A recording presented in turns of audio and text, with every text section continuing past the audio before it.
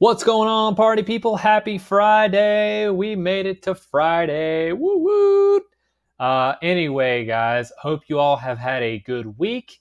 Getting into our new unit, the Renaissance. The Renaissance is a super awesome period of history, and we've already talked about kind of an intro to it. You did a web quest for me. Hope you all enjoyed that. That website's super cool. You did some reading, and today remember that those reading questions are due tonight, Friday, September 25th. Tonight, Friday, September 25th at 11:59 p.m. So today we are going to talk about the Renaissance specifically in Italy, and a lot of this, or some of this, is going to review from the other day. Some of it is going to be new information. So go ahead and, if you need to, pause, get those notebooks out, and we'll get ready to start. And make sure you answer the questions in the Edpuzzle because they will be there, and you shouldn't be able to continue the video if you don't. So go me. I finally figured out technology, I think. All right. So just to review Renaissance, a couple things about it. Oops. So the Middle Ages end, right? Yes, the Middle Ages end. Europe is starting to take shape. England, France, they all kind of get formed as the countries that we more or less know today. And the regions of Italy are all evolving, trying to form into city states and things of that nature. And there's a revival of culture, right? So we have the Dark Ages, which, as the name implies, there's not really a lot of fun things happening in the Dark Ages, yes. And we feel like, okay, so we didn't like the Dark Ages. So why don't we go back to what was before the Dark Ages when everybody was happy and intellect was thriving and civilization was thriving? Why don't we go back to that and we'll see if we can make something happen. And here we had a revival of culture. We had a return of cities being a really predominant force in the region. The church was still very powerful, and it will be throughout history. In Europe, the Catholic Church for many centuries really ran things. And that's still the case. But writers, artists, scientists, just thinkers of all manner are starting to express new ideas, new styles. They're starting to kind of say, hey, maybe we could think about stuff that's not church related. That might be kind of cool. And then we get into what is the Renaissance. So, as you all know, the Renaissance is a rebirth in art, writing, architecture, learning, and culture. The educated hope to bring back the life and the culture of classical Greece and Rome, so ancient Greece and ancient Rome. That's who Renaissance thinkers saw as kind of the pinnacle, the part of civilization that you should aspire to be. You should aspire to be like the ancient Greeks and the ancient Romans. And in doing so, they created something entirely new, innovative styles of art and literature. The Renaissance eventually spread from northern Italy to the rest of Europe. And we'll talk about that. That's what's known as the Northern Renaissance because it goes where? North. See, in social studies, we name things very easily. So we'll talk about the Northern Renaissance here later. We're also going to talk about some Renaissance art. We're going to talk about some scientific revolution, scientific advancements that came about during the Renaissance. So make sure you pay attention so you can tell Miss Guffey how much you know about Renaissance science. The Renaissance, as we already talked about, occurred from roughly 1300 to 1600. I've heard some people classify it as 1350 to 1550, but anywhere in that ballpark is correct. So why Italy? This is what we're really talking about, the Italian Renaissance. Why Italy? So Italy has three distinct advantages, and they are city-states. Well, number one is city-states. So overseas trade spurred by the Crusades in the Middle East has led to the growth of large city-states. Thus, northern Italy was very, very urban. Urban, as we all know, means cities. And the rest of Europe was very rural, very much organized into small farming communities.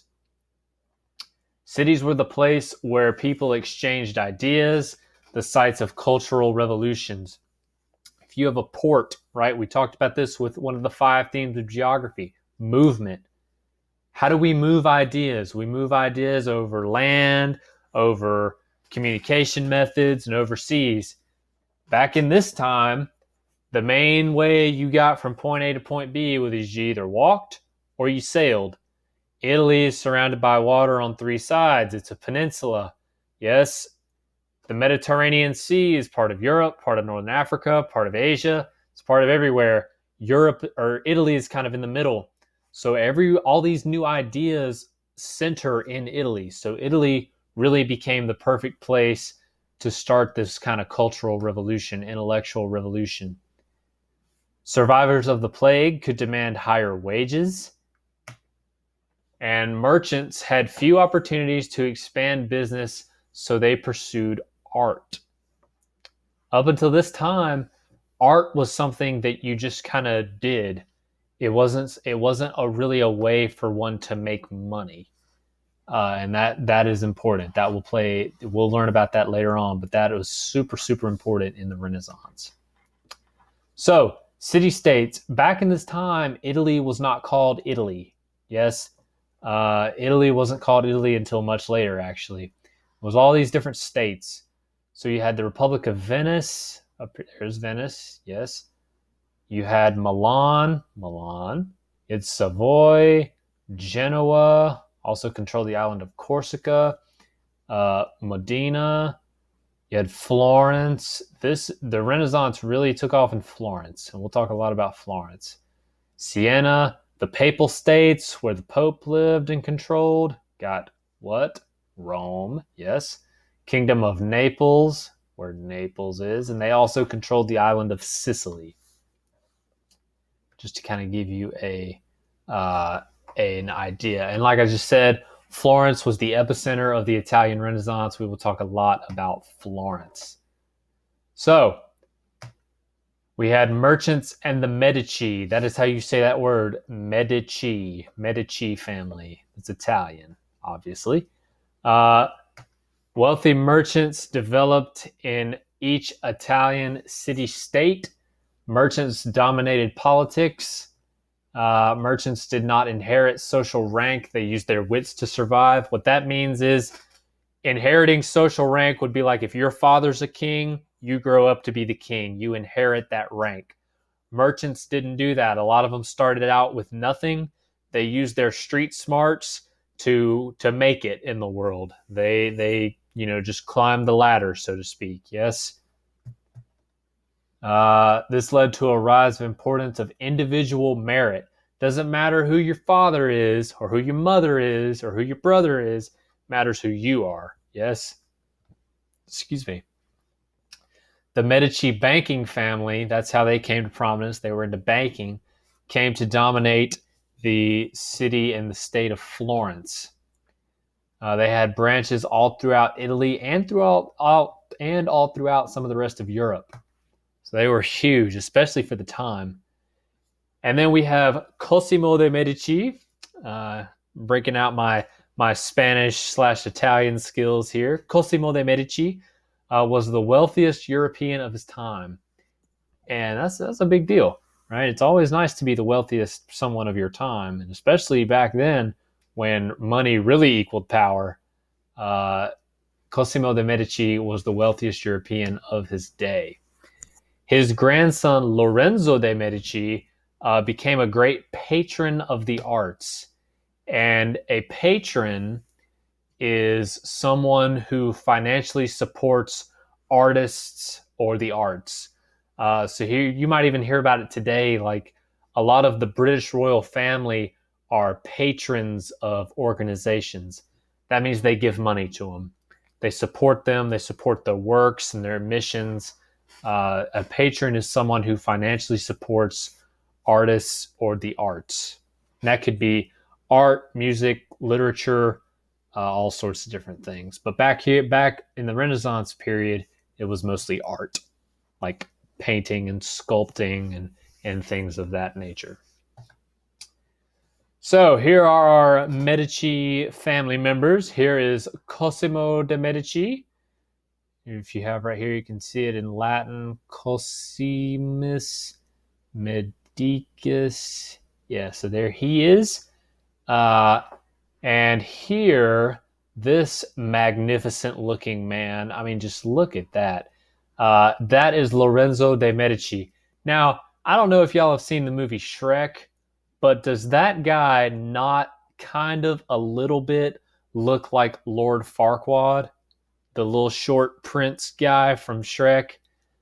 I mean, a little bit. I think they may have based his look on Lorenzo de' Medici. And I don't know. We might have to do some further research about that, talk about that over Zoom one day. Let me know what you guys think. Does Lorenzo de' Medici look like the prince?